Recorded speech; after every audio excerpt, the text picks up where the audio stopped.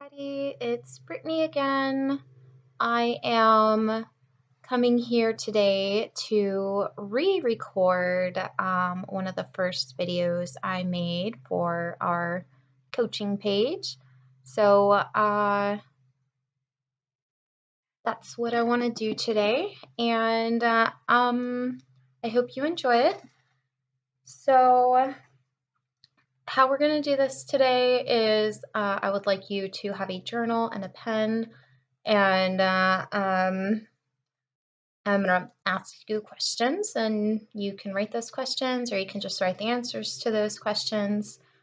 As always, feel free to pause the video so that you can go at your own pace and you don't feel rushed.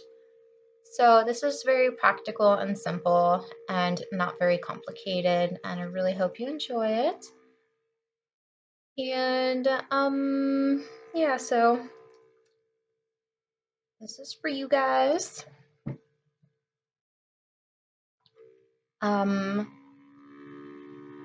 So first we're going to start with a journaling assignment, and this is kind of like a pre-introduction to a basic, generalized, semi-custom introduction session. So yeah, I hope you enjoy it.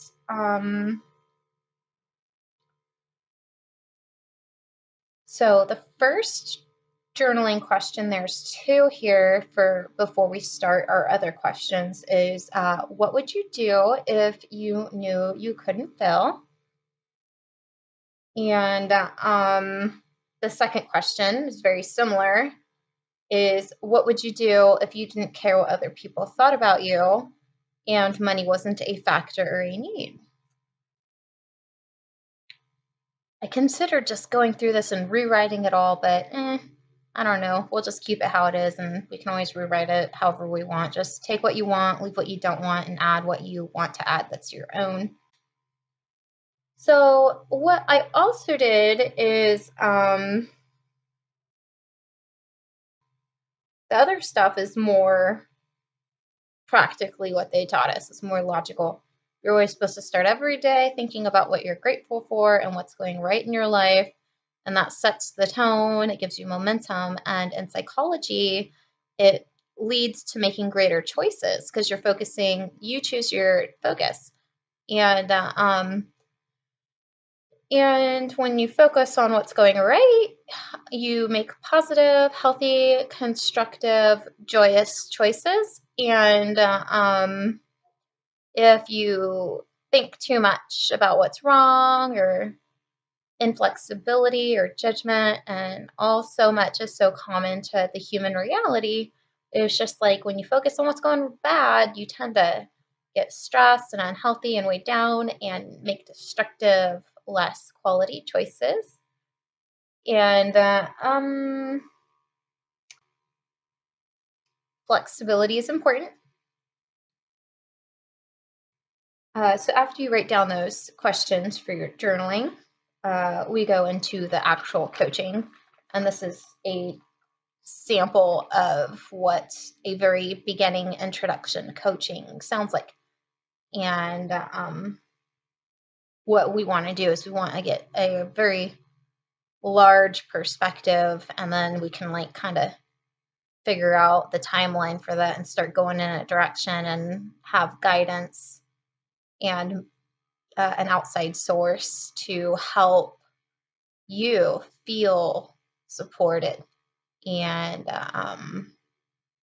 yeah, it's accountability, a little stretch challenge because you know if someone cares about your greatest good and is rooting for you. But that's just like one idea. You can always take it however you want. So, okay, if you could have anything right now without logic, reason, or fear, what would that be? Imagine you have a magic wand. What would you grant yourself with?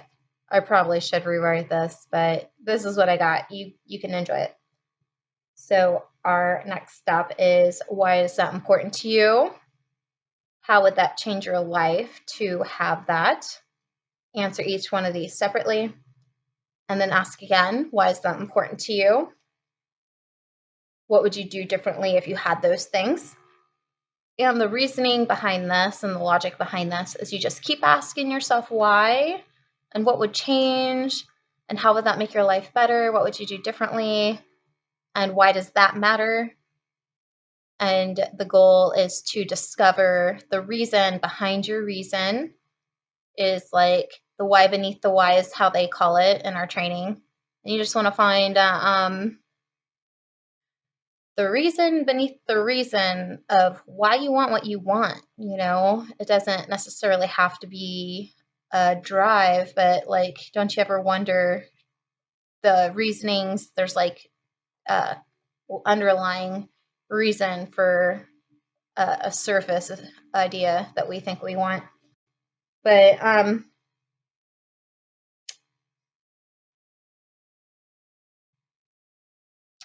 so one of the questions we have that comes next is, how come you don't have those things just yet?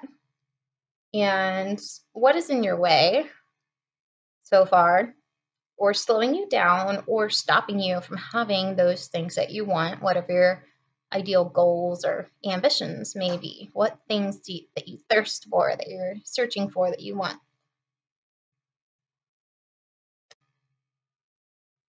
So after that, we're going to go into this next step here.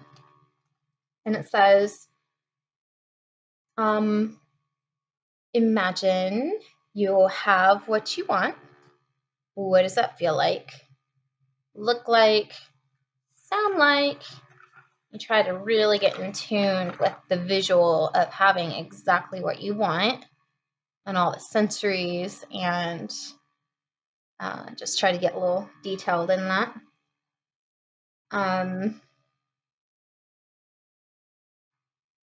So I want you to sit in that feeling. Try to imagine that you have that right now. Put your feet into the feet of the you who has those things. The hands into the hands of the person who has those things, of the you. Step into that person and see through their eyes and think with their mind. So, how does that feel?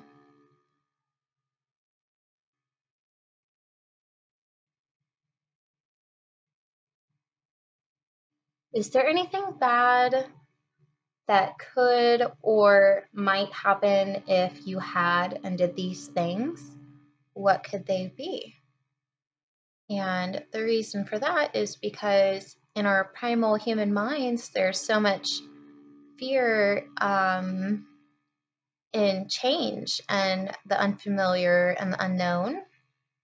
And so, even if something is toxic, if we've survived it in the past, the brain will check that off as survivable. So, it's okay to repeat because you know that you can survive it. And when we do change, even in the more developed, like more intelligent, futuristic part of the brain, the cortex, even though it has the ability for forethought and more understanding of the consequences of your actions and behaviors, the primal part of the brain, which we're kind of referring more to the brain stem and that generalized area, is if they're not in alignment, you're going to have a lot of difficulties. And so one way to create alignment is to repetitively, this itself will do the trick without even all the details. But anyways, so I'm getting off topic. So anyways, if the cortex is not in alignment with the brain stem on a functioning level, how they function,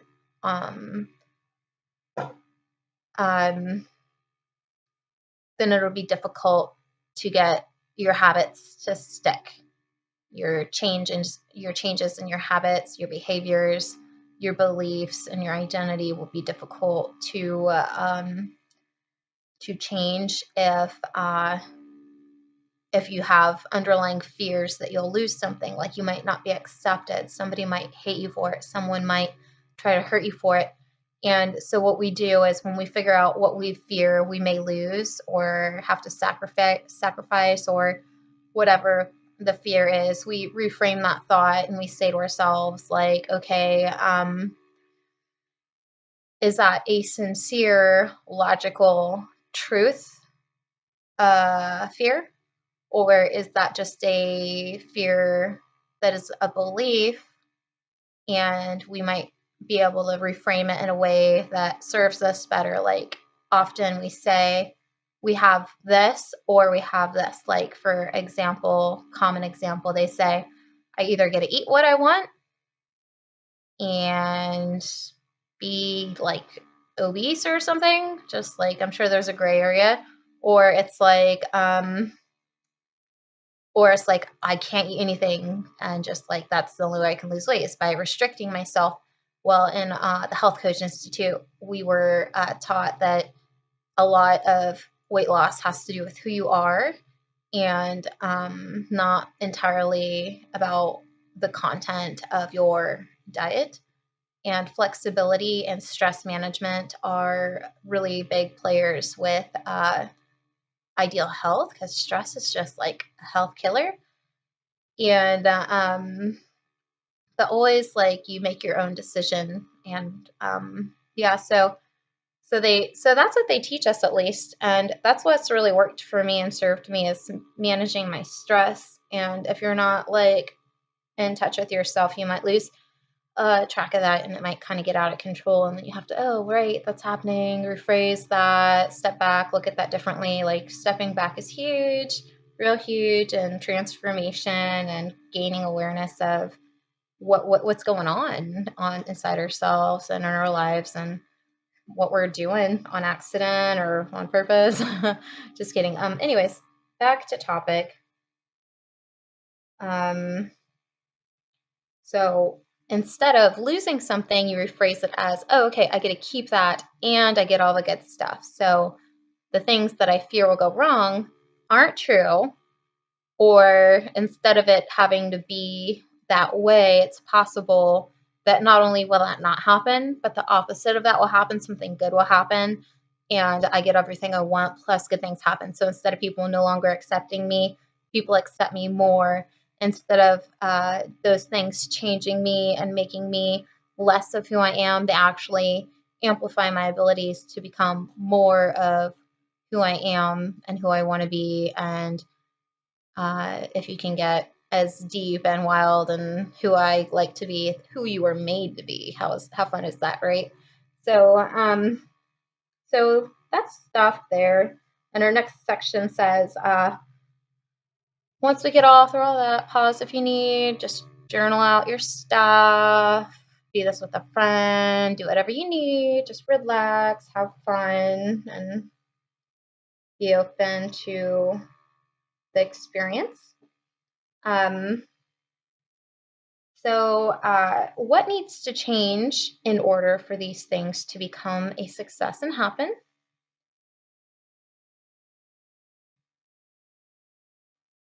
And also, is there a way you can set up your conditions for inevitable success? And that's what a key component to what they teach us. Everything we do, let's set it up for inevitable success, because then it's just set up and it'll become instinctual and easier and more flexible in that kind of way. And it's whatever you want to do, because it's whatever you want to do. So the next thing they say is, how do you know that is what needs to happen?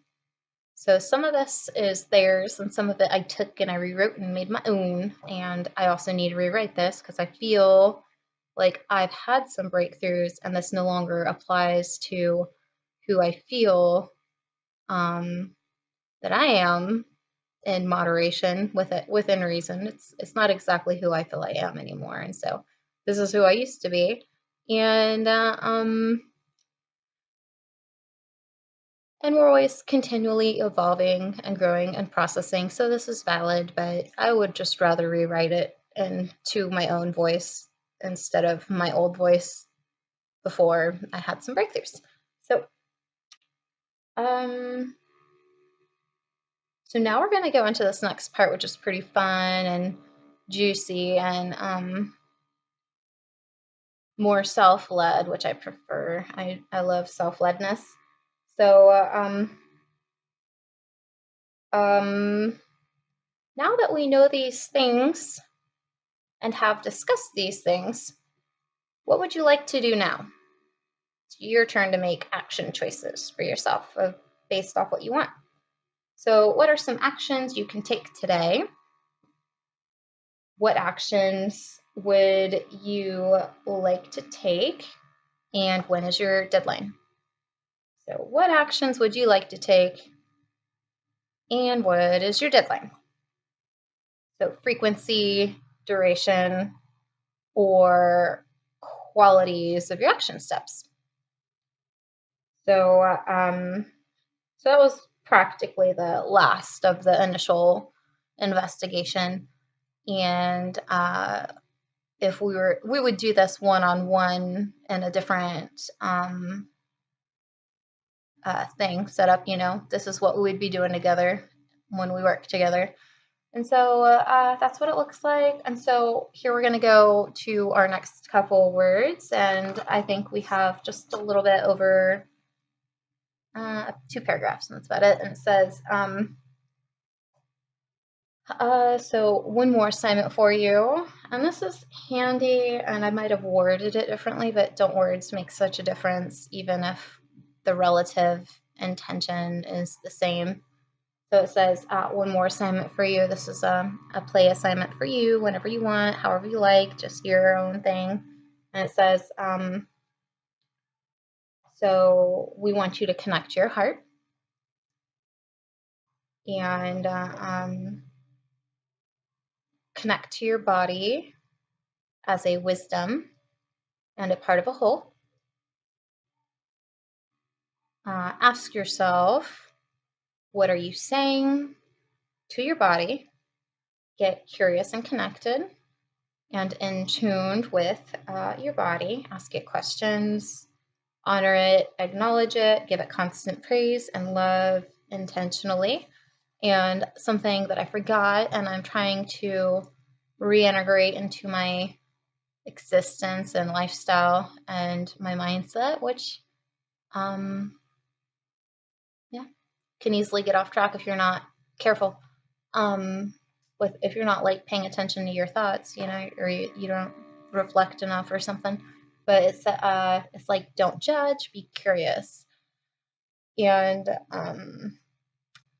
I think that's healthy and pretty and a good thing to know or be aware of. So after that little homework assignment that came from me, I also have you making your own assignment.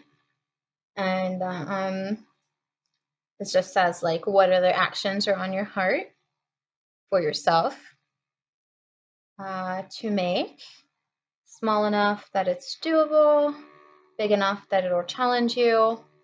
And the bigger our goals for change, the smaller the action steps we'll take, because big goals, according to what they taught us, are so overwhelming, and the bigger the change, the smaller the steps we take, so we're not overwhelmed. And it's also taught to us that it's the human experience to kind of like self-sabotage. And we kind of went over the reasons behind that, like the different ways that the brain might function within reason that could cause fear of all these great, wonderful, healthy things that we're doing. And that fear from the primal part of the brain, and there's other different parts of the brain, and they all work together and they have this communication together. And that's the way they label it, but it's labeled differently and more scientific, educated, like fields. Depending on your field, you might use a different language, and that's just how people are. But yeah, so the brain works together. So the primal part of the brain is like triggered, and then it creates an emotion of some kind, either fight or flight, or different levels of the fight or flight response. And then the rationale, like the cortex part of the brain, the rationale tries to reason out the logic behind these feelings we're feeling that's triggered by our good old-fashioned primal brain stem part of our brain. And it doesn't actually have to be the truth. It's just we receive it as the truth, and therefore it is the truth within reason. But sometimes sometimes it's not the truth, and we just let our fight or flight kind of take control, and our brain just kind of weaves its own story. And that doesn't mean that it's real, but it is real until we can have a better insight to what we're able to do to help have the life we want to have. So let me see. And it says, right. Okay, so now we're going to read this, and it says, I want you to trust yourself, your instincts, and more. Life is a process and evolution. Sometimes the bad, which is a judgment kind of, it's just flow, it shouldn't be judged, leads to the good. And sometimes, okay, yeah, that's it, and that's how I ended it. But so that kind of stuff is still kind of like judgment based, and we're gonna try to get away from that, because then it kind of makes us have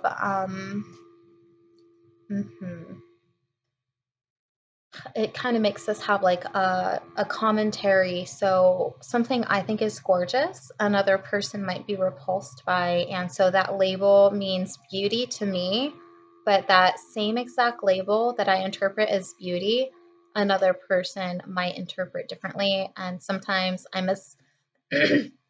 mislabel what I'm experiencing, and then I create a context that isn't exactly valid to the truth of what I'm actually experiencing. And that's just like a misinterpretation on accident, because a lack of experience or awareness within the body.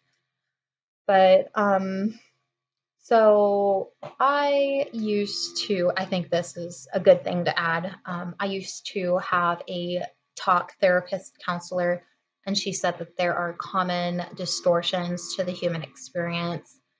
And I enjoy my distortions, and sometimes it's difficult to use that really, it's logical and it's valid. But yeah, so it's just like, so one of the distortions in particular is like extremes of like black and white. So I tend to use the word like purity and innocence a lot. And then like, guess what the opposite of that is, right? And so in my mindset naturally, and this is common for the human experience, but some people more, some people less. And there's like, I don't know, I think there was a list of 12 that she gave us. And it's just like my accidental human instinct distortion tends to be on the black and white scale of extremes. And I tend to want to be on the extreme light side of the spectrum. And but there's like a gray area. And when you're in those extremes, you're like disconnected from the truth of the human experience and reality with life. And so if you can like kind of just pull yourself into gray areas, that's healthy. And I recently started journaling, and it's so incredible. Just the act of journaling has done something to my brain that has allowed me to have higher connection to what my body's trying to tell me. So I've been having panic attacks for the last 3 nights, and it's because I've been thinking wrong, and the level of stress from my wrong thinking has caused panic attacks. And I was like, well, what's going on? I don't know what this is. And so, because I couldn't understand it, because I didn't have the experience to define what was happening, I kept shooting in the dark at targets of quote unquote labels as close to my own experience, trying to define what was going on, but it was beyond definition because I had never had enough understanding of what exactly that was. So, and I've had something similar in other ways in the past, and so it's just like one example of how some things can be sometimes. And so it's important to learn about ourselves and connect to ourselves and be patient with ourselves, and like compassionate and graceful and understanding, and just kind of like get rid of judgment more so, and like so your body tells you stuff and it's really useful, and it might take a little bit for you to actually get the message, or that was my experience at least, but it's really important to talk to your body so that if whenever life gets all out of control, or whenever life gets different because you're not like paying attention to what's going on, and you're just so into it that you forget what you're supposed to be doing to help stay balanced, then so if you're not trying to stay balanced, your body's gonna start having health problems, because mostly stress causes health problems, and wrong thinking can cause stress, trauma of different kinds, hormones, chemicals, various things could cause that level of stress, and your body will communicate by panic attacks or different various health issues you might experience. And so instead of getting too worried about what's going on, maybe just kind of like reason with it. And I get into full-blown conversations. Like, journaling has helped me have better conversations with my body, and it's helped me have a deeper mental health experience where I can understand what I previously didn't understand, and that's good for everyone. When you have better health, everyone else has better health, and that yeah, and that's just the way it works. So go serve yourself, heal yourself, and have the logical, practical, rational, realistic tools that help in that, and that will help everyone else. So yay. Anyways,